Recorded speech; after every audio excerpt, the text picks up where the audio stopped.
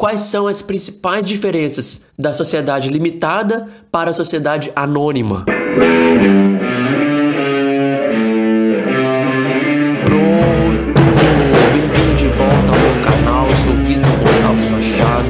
Para quem você não conhece a gente, faça a inscrição e já ativa o sininho para que você receba os materiais assim que a gente postar novos vídeos e novos materiais toda semana. Vejam só, nós vamos trazer uma comparação entre a sociedade limitada e a sociedade anônima. No lado esquerdo vão ficar as principais características que existem na sociedade limitada e do lado direito, no seu material, as principais características da sociedade anônima. Vitor, por que elas são tão importantes no direito brasileiro?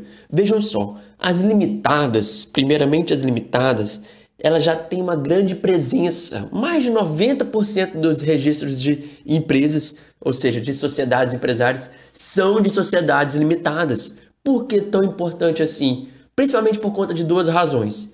Por conta da sua contratualidade, ou seja, no contrato social, os sócios já prevêem as suas obrigações, os seus direitos. Então, a autonomia da vontade dos sócios é máxima. Eles podem já prever várias situações como quiserem, né? Como queiram, como quiserem.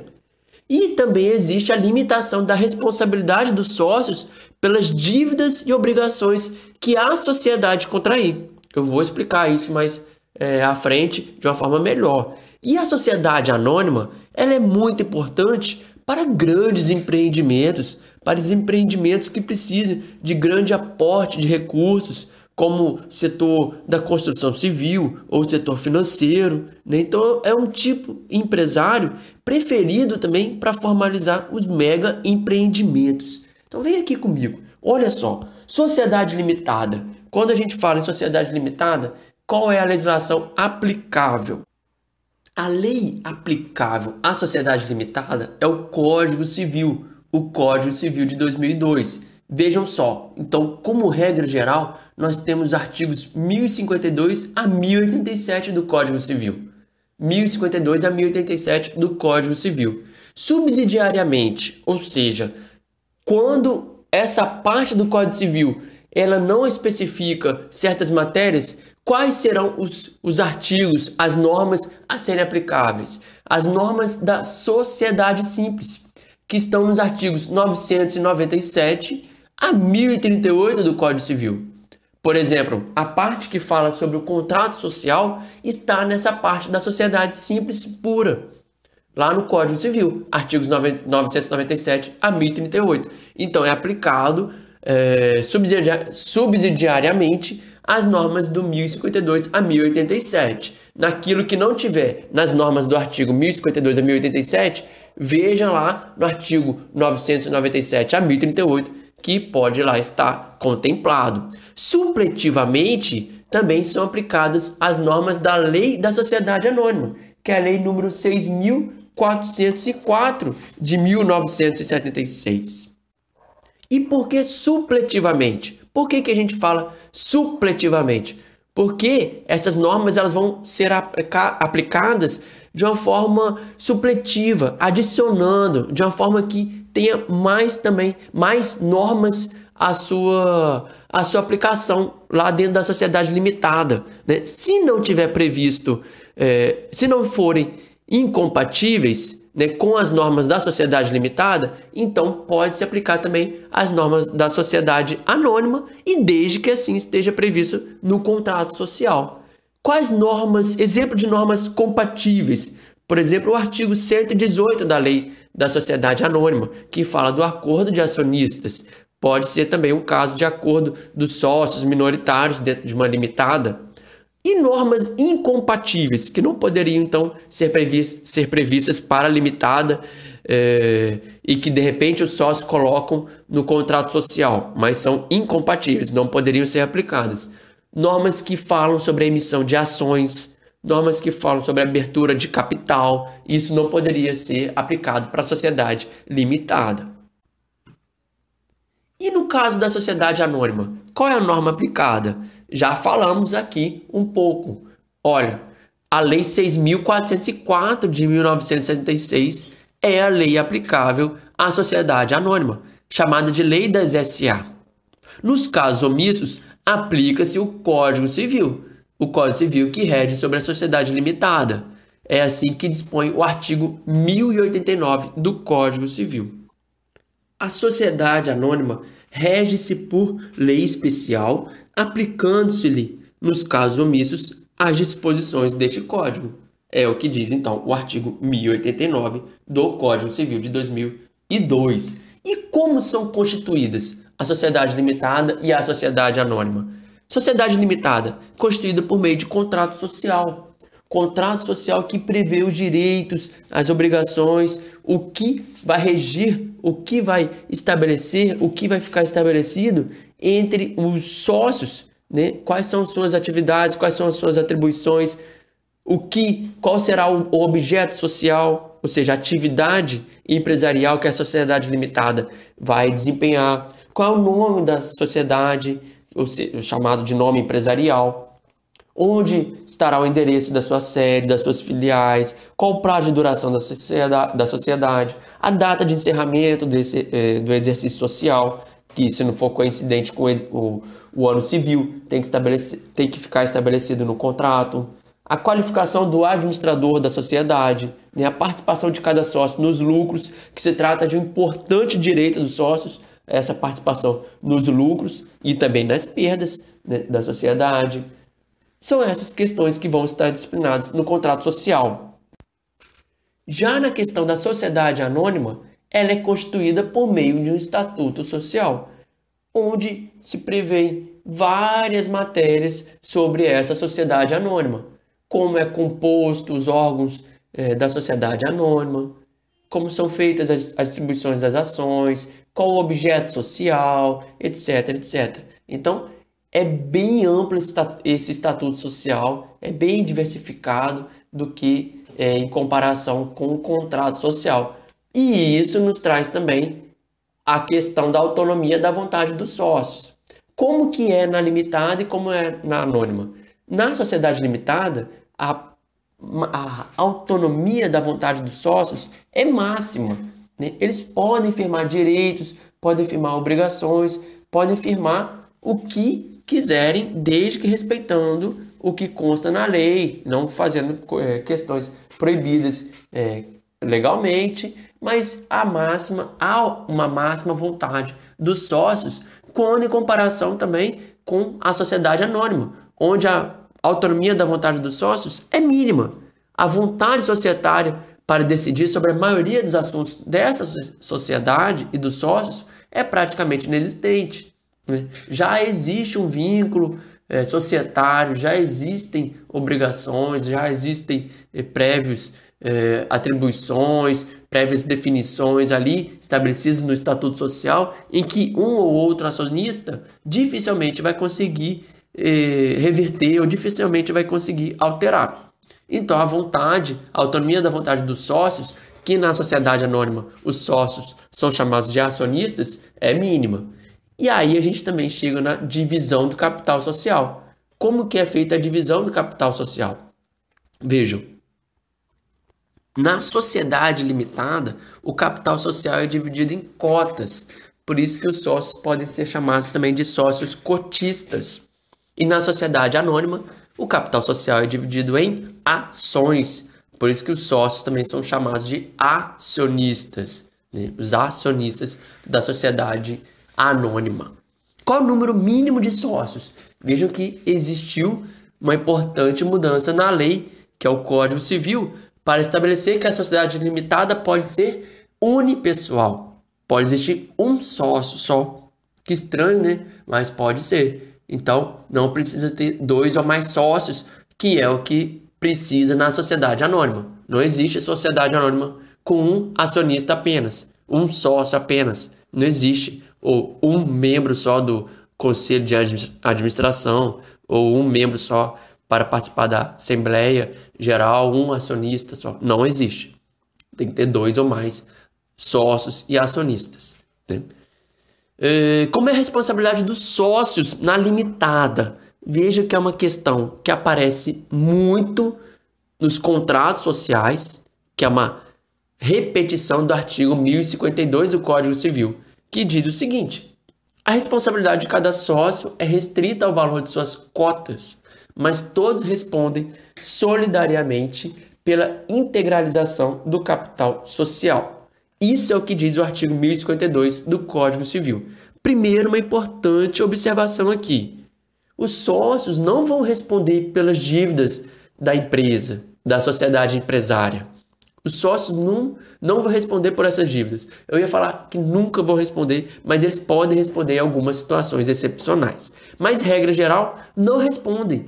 Se a sociedade empresária contrair dívidas, contrair obrigações e não conseguir responder, os sócios não responderão por isso. O patrimônio pessoal dos sócios não servirá para responder por essas dívidas, para pagar essas dívidas, para honrar esses créditos inadimplentes ou essas obrigações inadimplentes. Quem tem que responder é o patrimônio da sociedade e não o patrimônio pessoal dos sócios. Mas quando esse artigo 1052 fala que a responsabilidade de cada sócio é restrita ao valor de suas cotas, tem que saber diferenciar uma situação muito interessante. Vejam só: subscrição e integralização. Primeiro a gente tem que saber o que é cada um. Subscrição é o ato de comprometimento, né? Quando o sócio, então, vai pagar o valor que vai contribuir para a formação do capital social, que é aquele investimento inicial da sociedade, ele vai prometer, ele vai subscrever, que é subscrever o valor para o capital social. Então é o comprometimento. Integralização já é um outro fenômeno. Integralizar o capital, o valor que foi prometido para o capital social, é o pagamento efetivo. É pagar aquilo que prometeu. Então já é o pagamento efetivo. Quando fala em integralização, fala-se em pagamento, fala-se que o sócio já pagou aquilo que subscreveu, ou seja, aquilo que ele prometeu pagar. Então, quando o artigo 1052 fala nisso, é nesse sentido. A responsabilidade de cada sócio é restrita ao valor de suas cotas, ou seja, qual o valor das suas cotas, o que ele prometeu ali das suas cotas, ele vai ficar responsável por aquilo que prometeu. Mas todos respondem solidariamente pela integralização do capital social. Ou seja, olha só, se um sócio ele promete, mas não paga, todos vão ficar responsáveis solidariamente por aquilo que ele prometeu e não pagou.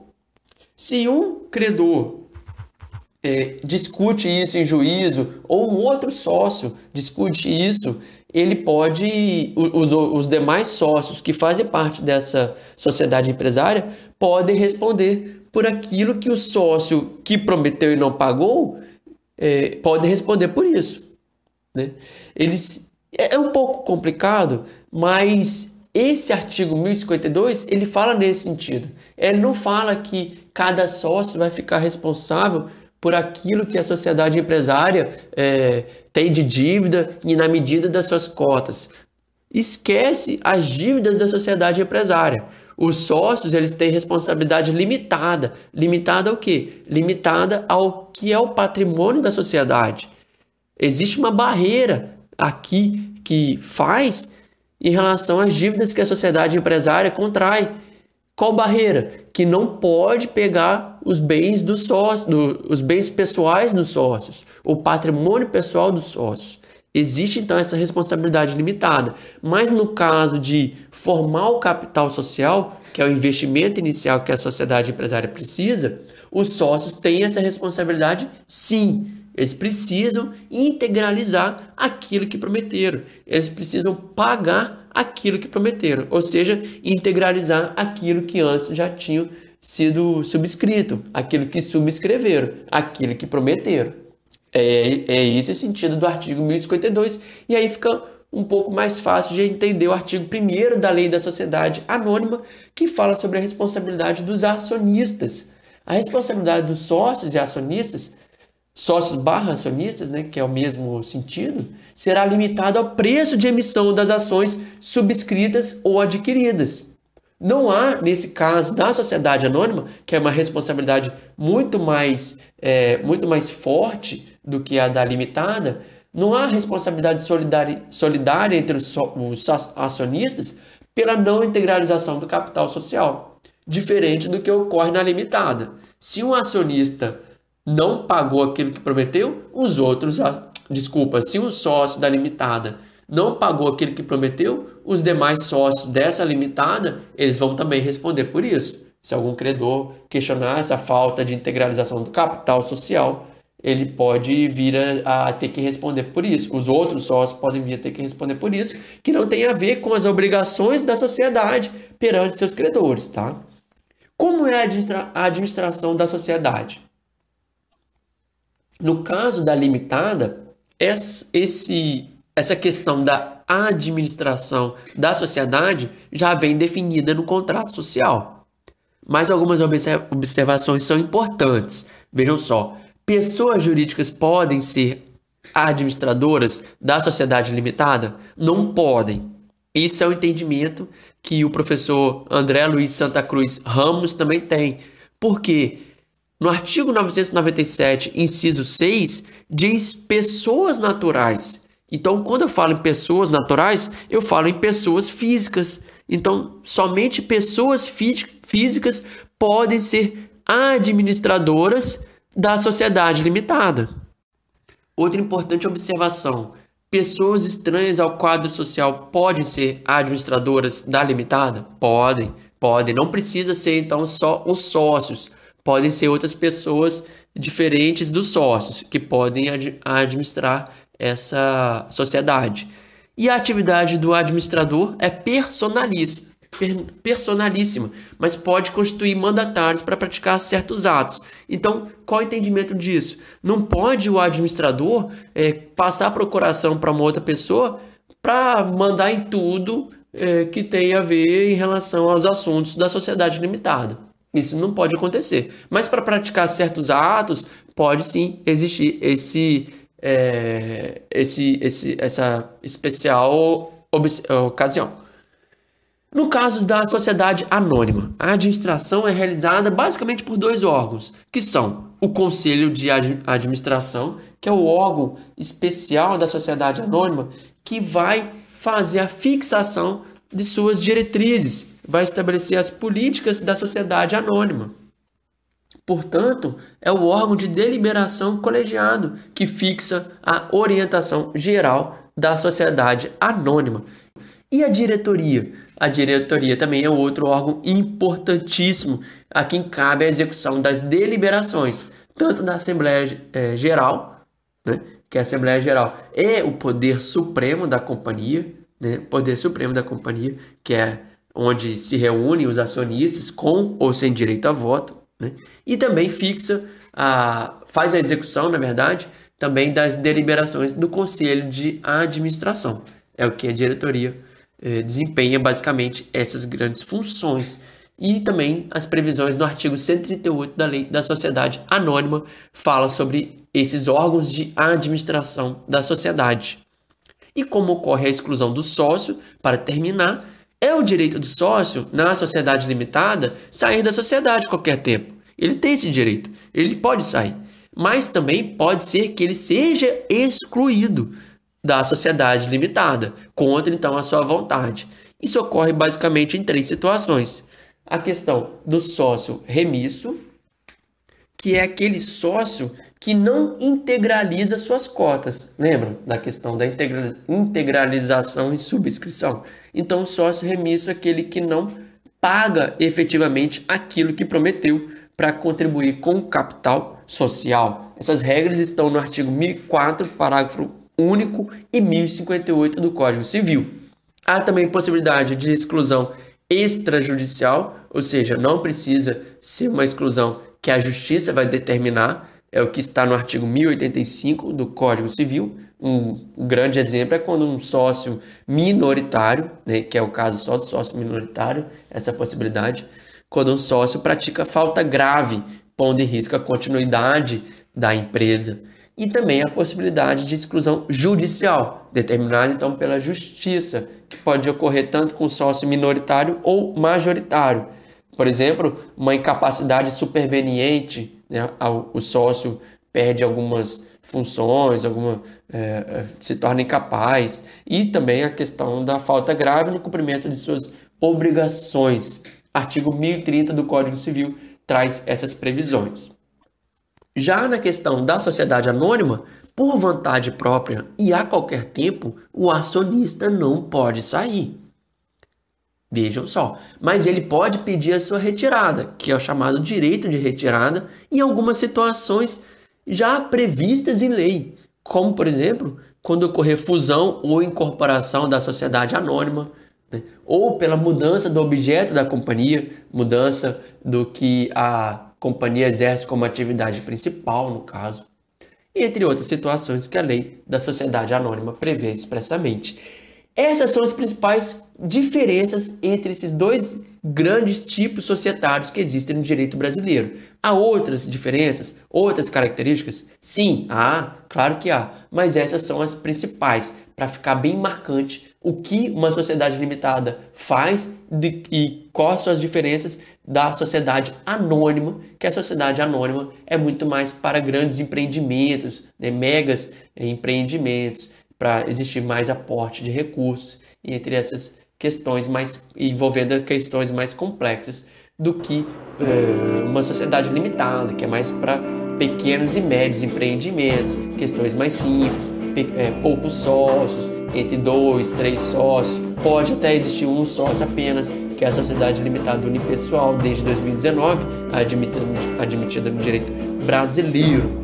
Acompanhe o canal, deixe seus comentários, deixe suas dúvidas e estude bastante, que ninguém nunca vai tirar isso de você. Fui!